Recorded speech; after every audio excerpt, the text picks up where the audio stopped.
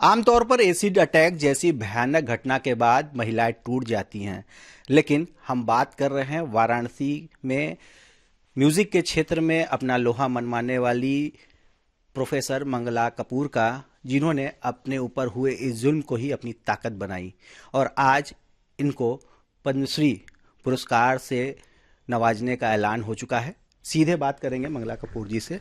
जी, सबसे पहले आपको बहुत बहुत बधाई। और आपने अपने ऊपर हुए इस अत्याचार के बावजूद किस तरह इस उपलब्धि को हासिल किया कि पद्मश्री आपको सरकार देने जा रही है? जी,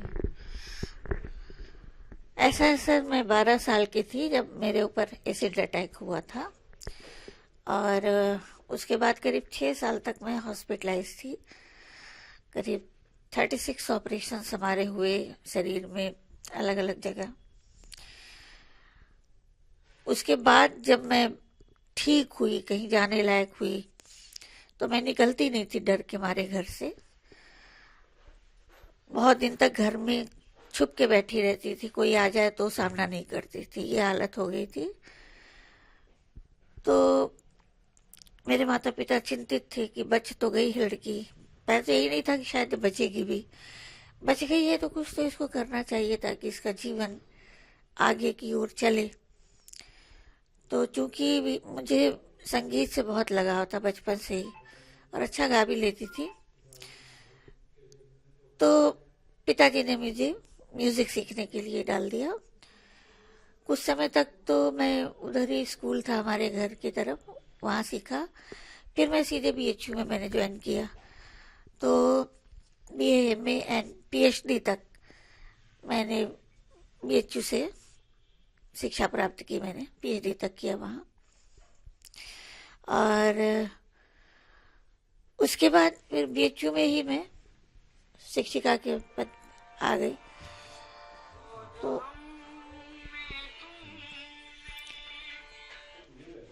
करीब 89 में मेरी सर्विस लगी और मैं अनवरत 30 साल तक मैंने प्रोफेसर के पद तक, और अपने हेड भी हो रही मैं, वहाँ तक काम किया। और जो संघर्ष था उतने समय का, जो एसिड अटैक के बाद का एंड उसके बाद की जो यात्रा रही, वो बहुत कठिन, बहुत संघर्षमय जीवन था। लेकिन ये है कि सब झेलते झेलते करती गई। पिताजी कहते थे कि बेटा लक्ष्य की ओर ध्यान दो, कोई कुछ भी कहे ध्यान मत दो। तो रिश्तेदार, समाज, सभी ने मेरा एक तरह से बहिष्कार ही किया, मतलब कोई पूछता ही नहीं था, सभी उपेक्षा की दृष्टि से देखते थे मुझे। लेकिन सब में सहते हुए, यानी कि शारीरिक, मानसिक एंड आर्थिक सभी तरह की बाधाओं से संघर्ष किया और फिर उस मकाम पे पहुंची जहाँ शिक्षिका हुई मैं। और प्रोफेसर के पद से अभी 2019 में मैं रिटायर हुई। रिटायर होने के बाद भी मैं बैठी नहीं रही और कई पुस्तकों का लेखन किया, जिसमें आखिरी पुस्तक मेरी अभी तक जो है वो मेरी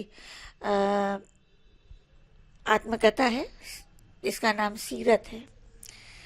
तो सीरत जब आई तो लोगों ने जब पढ़ा मेरे संघर्ष को, तो बहुत सारे फ़ोन वगैरह मेरे पास आए, बहुत जगह बुलाई जाने लगी अपने संघर्ष को बताने के लिए, ताकि बच्चों में प्रेरणा डाली जा सके। तो फिर सीरत ने काफ़ी मुझे नाम दिया और उसके बाद मैं जुड़ गई कुछ संस्थाओं से, जिन्होंने खुद जोड़ा मुझे। और अब फिलहाल मैं दिव्यांगों के लिए भी काम करती हूँ। एक दिव्यांग जो संस्था है उसकी अध्यक्ष भी मैं हूँ और उन लोग के लिए भी वर्क कर रही हूँ। और ये सबसे बड़ी बात है कि जिस समाज ने मुझे अब मतलब उपेक्षा और इतनी पीड़ा दी थी, मैं उसी समाज के लिए आज कार्य कर रही हूँ। आपकी इस काबिलियत को, आपके इस हौसले को कहीं ना कहीं सरकार ने भी पहचाना और आपको अब इस इतने बड़े सम्मान से नवाजने का मौका मिल रहा है। इसको किस तरह देख रहे हैं आप? मेरे लिए बहुत बड़ी उपलब्धि है ये, काफ़ी बड़ी। मैंने सोचा नहीं था। राज्य स्तरीय पुरस्कार मुझे 3 मिले एक तो आचार्य भरत मुनि अवार्ड उत्तर प्रदेश संगीत नाटक अकादमी से, और एक योगी जी ने दिया था रोल मॉडल पुरस्कार मुझे, और तीसरा अवार्ड राजस्थान से मिला था। और ये जो है ये सर्वोच्च जो मतलब देश का बहुत ही पुरस्कार, बड़ा पुरस्कार है, और ये मुझे दिया गया। और मैं कितनी कृतज्ञ हूँ मोदी सरकार, मोदी जी की सरकार की, कि मुझे इस युग समझ के और मुझे नामित किया गया और मुझे ये अवार्ड आज अनाउंस हुआ। तो खुशी की तो आप बात ही मत समझिए कि ये उतना करने के बाद और ये परिणाम अगर मिला है तो नेचुरली मैं बहुत खुश हूँ। जैसा कि हमने शुरुआत ही की थी कि आमतौर पर एसिड अटैक से जो महिलाएं युवतियां पीड़ित हो जाती हैं, उनको उनके जीवन को किस तरह से आप संदेश देंगी कि उनको किस तरह से आगे बढ़ते रहना चाहिए, और अगर क्या म्यूज़िक ही अपने जीवन का लक्ष्य बनाया जिससे आपको प्रेरणा मिलती? नहीं नहीं, ऐसी कोई बात नहीं है। हर किसी की अपनी एक चॉइस होती है। मैंने म्यूजिक क्षेत्र चुना इसलिए कि मैं बचपन में गाती बहुत अच्छा थी और मुझे अच्छा लगता था, तो शौकिया गाया करती थी। लेकिन आगे जब बढ़ी तो म्यूजिक इसलिए भी हुआ कि मैं घर में बैठे बैठे डिप्रेशन में जाने लगी थी। तो ये एक ऐसी विधा है संगीत जो मानसिक शांति भी देता है और आदमी को सुकून देता है। आप उसको गाइए, रियाज करिए। तो मैं उसमें डूबने लगी, और फिर जब मैंने यहाँ संगीत एवं मंच कला संकाय से पीएचडी किया, पढ़ाई किया, तो मेरे गुरुजन का भी बहुत विशेष स्नेह रहा मुझ पर। मैंने प्रोफेसर चित्तरंजन ज्योतिषी जी के अंडर में पीएचडी किया, मेरे गुरु हैं। मैं ग्वालियर घराने से हूँ। तो ये खाली मैं एसिड अटैक विक्टिम के लिए नहीं, बल्कि जो भी पीड़ित महिलाएं हैं, जिससे भी, जैसे आजकल रेप कांड बहुत हो रहे हैं, है ना, और बच्चों में देख रही हूँ कि थोड़ी सी कामयाबी अगर नहीं मिली, नेगेटिव कुछ आया उनके अंदर और तुरंत सुसाइड अटेम्प्ट कर रहे हैं, जबकि उनको सारी सुविधा प्राप्त है, फिर भी कहीं ना कहीं कुछ है। तो मैं यही कहना चाहूँगी कि हिम्मत, जैसे मैं यही कहती हूँ जहाँ भी जाती हूँ, जहाँ बुलाई जाती हूँ, हिम्मत मत हारिए। ये जरूर है कि आपका एक लक्ष्य होना चाहिए। कोई जरूरी नहीं है म्यूजिक, जिसका जो शौक हो, जिसमें जो प्रतिभा हो, है ना। अधिकतर ये होता है कि माँ बाप अपनी इच्छा थोप देते हैं बच्चों पे, तो वो ठीक से नहीं कर पाते, है ना, कि नहीं तुमको साइंस ही पढ़ना है, आर्ट्स में ही पढ़ना है, तुमको यही लेना है। नहीं, उसकी अब ये समय है कि हर क्षेत्र में उपलब्धियां हैं, मतलब, और अब तो क्षेत्र बहुत बड़ा हो गया। हमारे समय में तो इतनी सारे विकल्प नहीं थे, अभी तो बहुत हैं।